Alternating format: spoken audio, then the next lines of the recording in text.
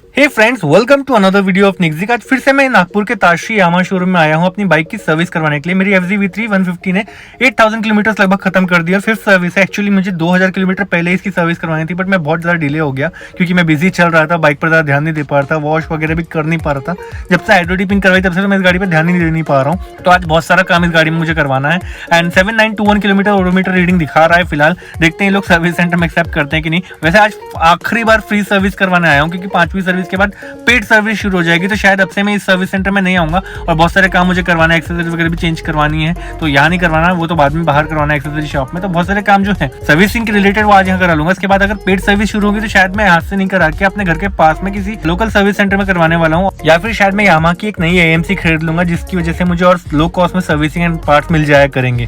देखते हैं आज सर्विसिंग की क्या कॉस्ट होने वाली है। उसके बाद में अगली सर्विसिंग के लिए मुझे AMC कितने की मिलती है वो सब जान लेने के बाद में मैं चेक करूंगा। पहले तो देख लेते हैं कि 2000 किलोमीटर की डिले के बाद में गाड़ी में कितना काम करवाना पड़ता है। This one is going to be very informative video for all of you. और जिन लोगों ने इस गाड़ी के साथ ज्यादा किलोमीटर कवर कर लिए हैं उन्हें मेंटेनेंस के लिए क्या टिप्स मैं दे सकता हूँ वो इस वीडियो में आप एंड तक देखेंगे।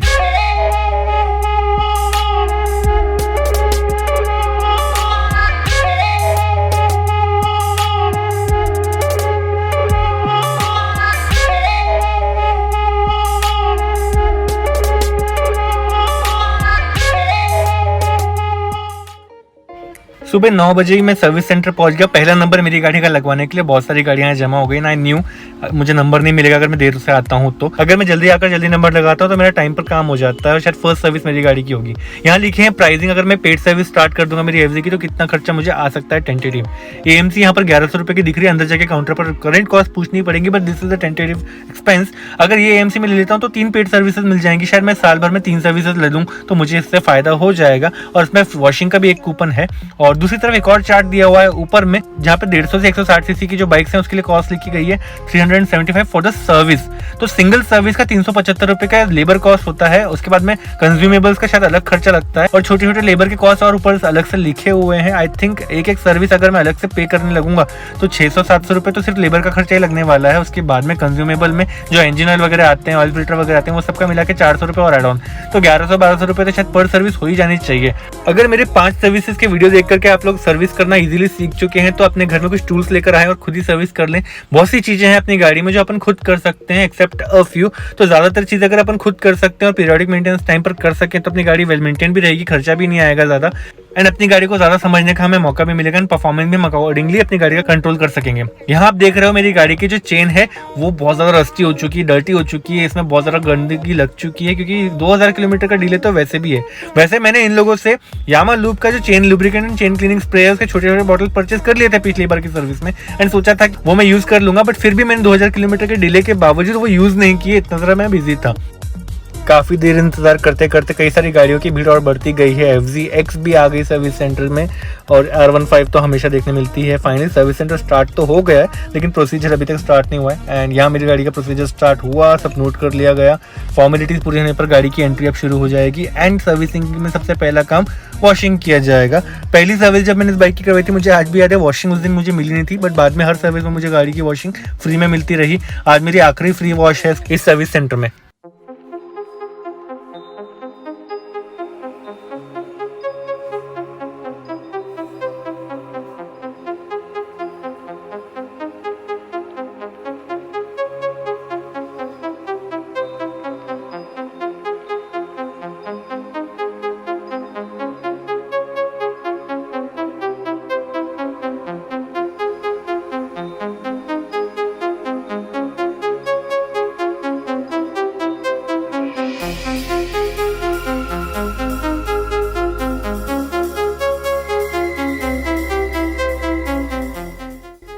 हर बार की तरह आज यहाँ पर ज्यादा बाइक्स नहीं है दिखाने के लिए सर्विस टूर में मेरे पास। फाइनली 1 घंटा वेट करने के बाद में मेरी बाइक की सर्विस का टाइम आया।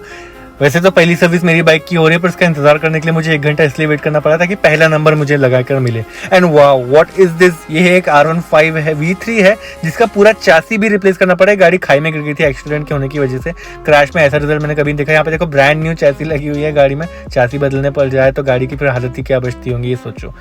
But rider was safe and उसकी गाड़ी की पूरी हालत खराब हो गई और गाड़ी को देखने के बाद मैं बहुत ज़्यादा चौंक गया। ऐसा कभी किसी गाड़ी के साथ ना हो तो अच्छा, दुआ यही रहेगी। यहाँ देखो बॉक्स में उस गाड़ी के एकदम एकदम पार्ट्स वार्ट्स रखे हुए हैं। यहाँ पर मैंने इंस्टाग्राम आईडी देखा पर मुझे नज़र नहीं आया इंस्टाग्राम पर ये। If you guys can find him out, उसको मेंशन करो या फिर मुझे कमेंट करके बताओ कि वो कौन है। अपनी गाड़ी की सर्विस अब होते हुए यहाँ से देखेंगे हम, और सबसे पहला काम तो वही होगा chain cleaning, chain lubrication and then बाकी सब ऑयल ड्रेनेज वगैरह। सबसे पहले चेन को डीजल वॉश मिलेगी यहाँ पर, और ये वाली क्लीनिंग से जो पहली लेयर की डर्ट है वो सब निकल जाएगी। ब्रश भी अच्छा यूज किया जाता है इस काम के लिए। ये भी काम हम घर पर कर सकते हैं पर थोड़ी सेफ्टी कंसर्न रहती है, चेन में हाथ फंस जाने का टेंशन रहता है। और यहाँ पर एयर जेट मार करके डर्ट को और ज्यादा निकालने की कोशिश की जाती है। बाद में चेन क्लीनिंग स्प्रे का असर जो है थोड़ा बेहतर हो जाता है। तो एफिशिएंट वे में यूज करने के लिए 2 स्टेप पहले किए जाते हैं। अब ये है यामालूब का चेन क्लीनिंग स्प्रे। इसकी वजह से चेन क्लीनिंग में केमिकल प्रोसेस ऐड हो जाता है, जिसकी वजह से और जल्दी से डर्ट क्लीनिंग हो पाती है।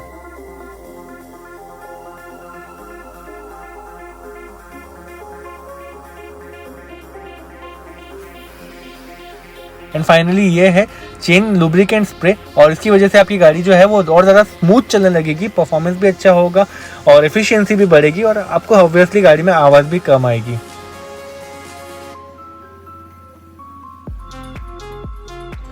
और अब इंजन ऑयल को चेंज करने के लिए सबसे पहले नीचे से ड्रेन किया जाएगा। देखो अब इंजन ऑयल यहाँ मेरा कितना ज़्यादा डार्क हो चुका होगा। 2000 किलोमीटर का डिले प्लस 2000 किलोमीटर का पहले कंजम्पशन है, टोटल 4000 किलोमीटर के बाद गाड़ी सर्विस हो रही है। तो इंजन ऑयल का कलर भी डार्क हो गया और पतला भी हो गया है। लेकिन कमाल की बात यह है कि एक यामाहा की बाइक है, खासकर एफजी है, तो इसमें अपने को परफॉर्मेंस रिलेटेड या फिर एक्सपीरियंस रिलेटेड कोई इश्यूज नहीं आते सर्विस डिले होने के बावजूद। गाड़ी लो मेंटेनेंस तो है, इसको मेंटेनेंस करने में डिले कर देता हूँ तो भी मुझे गाड़ी में प्रॉब्लम नहीं महसूस होती। बस इसके इंजन की लाइफ के लिए लॉन्ग रन में अच्छे चलने के लिए मैं इस गाड़ी को वेल मेंटेन करना चाहता हूँ। कोशिश मेरी पूरी हुई रहती है कि सही टाइम पर इसकी सर्विसिंग करवाते रहूँ, और अब अगली बार मैं इतना डिले नहीं करूँगा। एक्चुअली मेरे घर से सर्विस सेंटर बहुत ज़्यादा दूर पड़ता है, इसलिए मैं इसको टाइम पर सर्विस कभी नहीं करवा पाता। तो हर एक सर्विस आप मैंने नोटिस करोगे तो किलोमीटर के हिसाब से आपको डिले ही दिखेगा। अब जो पुराना ऑयल फिल्टर भी निकाल दिया गया उसकी जगह पर नया इंजन ऑयल फिल्टर लगाया जाएगा। This is also very inexpensive product but very important. तो इंजन ऑयल को फिल्टर करके यूज करते रहने के लिए, और आपको सारे इंजन ऑयल में लगे हुए डर्ट जो आता है इंजन यूज करने की वजह से, उससे ये वाला प्रोडक्ट प्रोटेक्ट करता रहता है। तो इसको भी हर सर्विस में चेंज करवाना ही जरूरी है। जितने किलोमीटर पर आप इंजन ऑयल चेंज करते हो उतने किलोमीटर पर इंजन ऑयल फिल्टर भी चेंज करना ही होता है, और आपको सभी सर्विस सेंटर वाले, इनफैक्ट लोकल मैकेनिक भी यही रिकमेंड करते रहेंगे। तो always remember not to deny changing the engine oil filter. और बात की जाए इंजन ऑयल की, जो कि मेन कंपोनेंट है इंजन को लुब्रिकेट करते रहने के लिए, तो मैं अगेन यामालूब ऑप्टिमा प्राइम पे जा रहा हूँ पुराने दिनों की तरह। पिछली बार मैंने R15 का इंजन ऑयल डाला था स्पोर्टी प्रीमियम, बट अब नहीं डालूंगा। अभी मैं यामालूब ऑप्टिमा प्राइम डाल रहा हूँ क्योंकि मुझे परफॉर्मेंस टेस्ट वगैरह कुछ करना नहीं है फिलहाल, और ये मैं इंजन ऑयल हर बार सिर्फ फॉर्मेलिटी के लिए डालना चाह रहा था। वैसे ही अच्छा काम करते हैं, डिसेंट काम करते हैं, परफॉर्मेंस एंड माइलेज दोनों में अच्छा हेल्प करते हैं। हाउएवर यामालूब डालने के पीछे सबसे प्राइमरी रीजन ये था कि 5 सर्विस में अगर आप यामालूब नहीं डालते हैं सर्विस सेंटर के रिकॉर्ड में वारंटी वॉइड होने के चांसेस रहते हैं, और सर्विस सेंटर का भी यही रिकमेंडेशन है। मैं उसमें कोई इशू नहीं चाहता था, इसलिए हर फ्री सर्विस में मैं यामालूब भी डलवाता था। और वारंटी जो है मेरे गाड़ी में इंजन को लेकर के 2 साल की डली हुई है, तो 2 साल तो अब मेरी गाड़ी का कंप्लीट होने वाले ही हैं। तो इसके बाद में जब वारंटी एक्सपायर हो जाएगी तो फिर मुझे जरूरी नहीं रहेगा कि मैं इंजन ऑयल यामालूब का ही डालूं। और यहाँ से मैं जब भी कोई सर्विस करवाऊंगा तो मैं यामालूब की जगह तो दूसरा इंजन ऑयल ट्राई करूंगा, क्योंकि मुझे एक्सपेरिमेंट भी करना है और रिव्यू भी आप लोगों को देना है। तो I think I will start with liquid Molly first. Liquid Molly का परफॉर्मेंस वाला इंजन ऑयल डालूंगा, शायद मैं पूरा परफॉर्मेंस पैक परचेस करके उसमें यूज करने वाला हूँ, एंड देन आपको रिव्यू देकर के अलग से बताऊंगा कि माइलेज पर, परफॉर्मेंस पर, अग्रेशन, एक्सेलरेशन, टॉप स्पीड पर कितना डिफरेंस पड़ने वाला है। शायद मैं आइरिडियम वाला स्पार्क प्लग भी इस गाड़ी में इंस्टॉल करने वाला हूँ जल्दी ही। सो a lot of performance upgrades also coming up in upcoming videos, so stay tuned with me for that as well.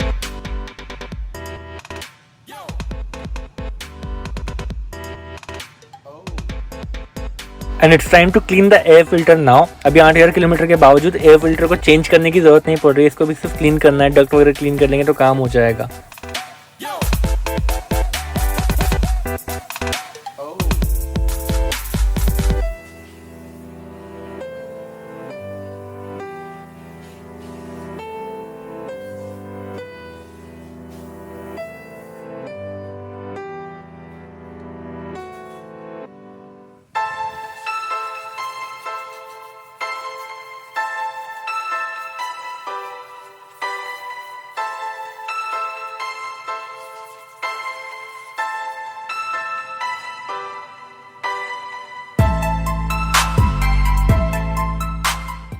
इसके बाद इंटरनल कंबशन इंजन का सबसे इंपॉर्टेंट कंपोनेंट है स्पार्क प्लग। उसको चेक करना है, उसका गैप सेटिंग चेक करनी है, उसकी क्लीनिंग करनी है, कार्बन क्लीनिंग वगैरह सब बहुत इंपॉर्टेंट पोर्शन होते हैं।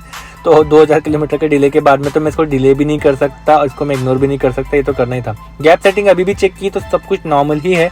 आई डोंट अंडरस्टैंड ये हमेशा नॉर्मल कैसे मिलता है मुझे, बट अच्छी बात है, कुछ करना नहीं पड़ा और चेंज भी करने का नौबत नहीं आया अभी इसको क्लीन कर रहा हूँ। अगली बार जब सर्विस कराऊंगा थोड़ा भी और प्रॉब्लम लगा तो शायद चेंज कर लूँगा, बट वैसे भी अगर आईरिडियम स्पार्क प्लग लगाना पड़ा तो मुझे वैसे तो चेंज करना ही है। फिर अगर इसकी हेल्थ अच्छी रही तो मैं इसको स्टॉक में रख लूँगा।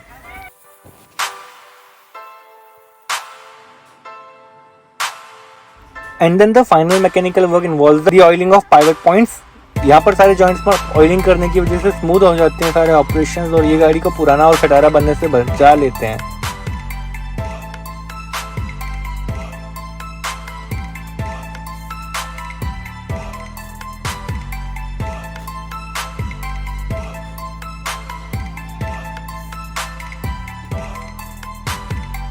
अब सारी मैकेनिकल सर्विस कंप्लीट हो जाने के बाद में वक्त था इसके सॉफ्टवेयर चेकअप का। ECU चेकिंग जो है वो गाड़ी की FI स्टेशन पर की जाएंगी और अगर RPM वगैरह में या फिर कुछ और तरह के प्रॉब्लम गाड़ी के अंदर आए होंगे तो वहाँ पर पता चल जाता है। ये भी एक इंपॉर्टेंट पॉइंट है, इसका अलग से खर्चा लग जाता है कई लोगों को। मुझे तो हर फ्री सर्विस में ये चीज़ फ्री में ही मिली थी। आप लोगों को भी एक्स्ट्रा खर्चा आना नहीं चाहिए अगर आपकी गाड़ी में फ्री सर्विस खत्म नहीं हुई है तो।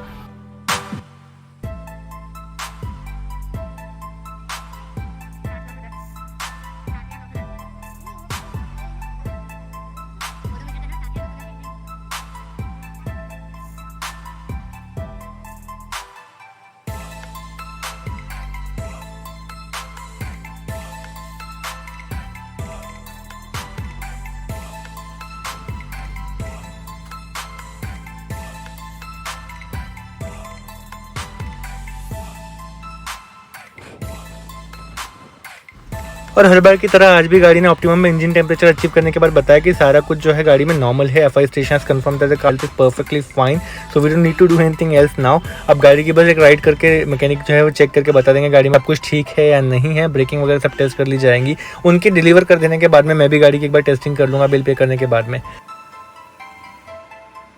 And then the mechanic has confirm that nothing is wrong with the bike. तो गाड़ी की पॉलिशिंग करवाई जा रही है। आज 5 सर्विस हो जाने के बाद पहली बार मैं गाड़ी में पॉलिश यहाँ से करवा रहा हूँ, क्योंकि मुझे लगता है अब गाड़ी को 2 साल हो ही गए तो इनकी पॉलिश का इम्पैक्ट चेक कर ही लेना चाहिए। अब फाइनली मैं बिलिंग करने के लिए काउंटर पर आया हूँ और बिल मेरा थोड़ा सा वैसे ही बना हुआ जैसा हमेशा बनता है, क्योंकि ये भी 5वीं फ्री सर्विस ही थी। 668 रुपीज़ का टोटल बिल अमाउंट बन गया है इस बार मेरा, और इतना ही आसपास रहता है हर बार मेरा बिल अमाउंट। जितनी भी चीज़ हर बार करवाता हूँ वही सब चीज़ें आज भी करवाई है। कोई कंपोनेंट ज़्यादा चेंज करना नहीं पड़ा। गाड़ी तैयार है, गाड़ी बढ़िया लग रही है, चमक रही है और अब लग रहा है कि इसको लेकर के घूमना थोड़ा अच्छा लगेगा। इसको वापस से साफ सुथरा रखने की मैं कोशिश करूंगा एंड अगली बार 2000 किलोमीटर कंप्लीट करने पे ही सर्विस करवा लूंगा। ऐसी मेरी पूरी कोशिश रहेगी, क्योंकि रूटीन सर्विस करवाना अपनी बाइक के हेल्थ के लिए, अच्छे परफॉर्मेंस एंड अच्छी फ्यूल इकोनॉमी के लिए बहुत अच्छा होता है। अगर आपको ये वीडियो पसंद आया और इसमें आपको अच्छी नॉलेज मिली हो तो चैनल को सब्सक्राइब करना और वीडियो को लाइक करना ना भूलें। Thank you for watching.